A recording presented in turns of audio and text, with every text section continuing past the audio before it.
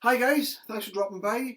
I am really pleased with the amount of views I've had for my series Easy Ways to Start a Story for 8 to 11 year olds. I've only put 5 episodes out there. It's only been running for a month or so and I'm already into like 1500 views, something I've never had before. The last episode is coming out in the next week or so, and then after that, that series will be over. But no fear, I will be running another series then. Writing with your 5 senses will be the next series. There'll be 6 episodes there showing how to write using your 5 senses, and that will build up your characters and build up your background. So, you've watched the Easy Ways part. You're going to be watching the next videos as they pop along.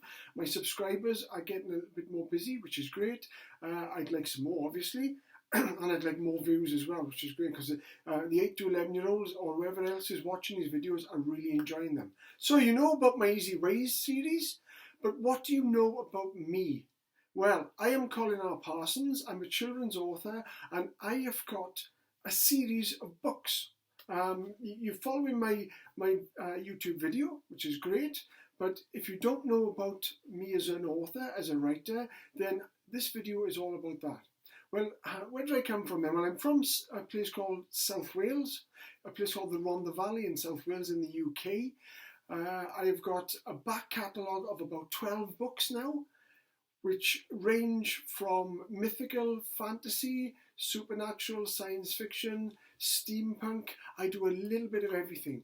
So what did I start off with then? Well, my first series was a trilogy called Wizard's Kingdom. Now, Wizard's Kingdom, as I said, is a 3-book set. It's got wizards and trolls and magic and witches, and there's lots of stuff going on there. Wizard's Kingdom is the first one. The Obelisk of Ashmar is book 2, and book 3 is Jurak's Darkness. Wizard's Kingdom came out in 2005, way back then. I mean, it's 2019 now, and the books have been doing really well. I moved on then from Wizard's Kingdom, and I wrote a 2-book set of books called The Curious World.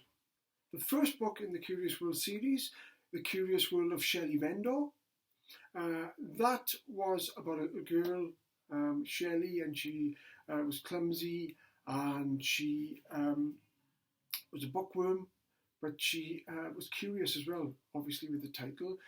Shelley Vendor got a best friend, Katie Hinge, and they then go to school on World Book Day, and they end up falling into another world called Reflections, and the story builds from there with different characters and dark characters chasing them. So that is the Curious World series. I went on from there then because I'm big on sci-fi. I like Star Wars, Star Trek, Doctor Who, Guardians of the Galaxy, all that kind of stuff. So I wrote something called Crank Tech 1 Destruction, about a robot who was kind of breaking down, malfunctioning, and it downloads a book thinking it's instructions, and then it trashes his way from England to Wales trying to find something in Cardiff city centre that's not in there. I did a prequel to that a little bit later called IU-137, Independent Unit 137, which was a prototype before it became Crank Tech 1. In 2013, I got a publishing deal with a company called Pegasus Elliott Mackenzie. They were my publishers back then, they still are actually, and I brought out a book called House of Dark. House of Dark is about 4 children. They go on a bike ride, they get lost in the middle of the countryside, they go off for a comfort break because they need to go to the toilet, but when they come back, a mist is descended, they can't see where they're going, they hide their bikes and they go in search of help somewhere. They find a house in the middle of nowhere called Dark House, and the door's ajar, slightly open. They walk inside, the door shuts behind them, they're locked in, but this is not a horror story. They're locked in, but the rooms start to move around. So you could have French doors leading to a banquet hall, close it and open it again. It could be a spiral staircase, close it and open it again. It could be a corridor leading to a trapdoor, leading to a dungeon, labyrinths, tunnels and that kind of thing. I like all inescapable situations you manage to get out of. So House of Dark, brilliant success with Pegasus with that one. I then went on to Disc, Direct Interface Shadow Control, which is about a boy who got beaten up every day after school by the Mackenzie brothers, bullied. They were twins and they were bullies. They threw him in the mud for a bit of fun. He finds a disc in the mud, kind of like a coffee coaster. He touches the middle of it. It's a silver reflective disc. He opens his eyes again and he's in the middle of a rocky desert on another planet. Not only that, but he's in white armour, kind of like a stormtrooper. The disc clamps to his chest on an indent and he becomes kind of superhuman. He can run fast, he can fly, he can shoot fireballs, and he meets up with 4 other children and they've got to try and save the earth, and there's all kinds of things going on there. So that was Disc. I moved on from Disc then. These are all 8+, by the way. Originally I used to write for 8 to 12s, but I get as many teens and adults reading my stuff as children. So Disc went on then to Ghosted. Ghosted was my last one. Ghosted was about 4 children doing a project after hours and unsupervised in school, which wouldn't really happen.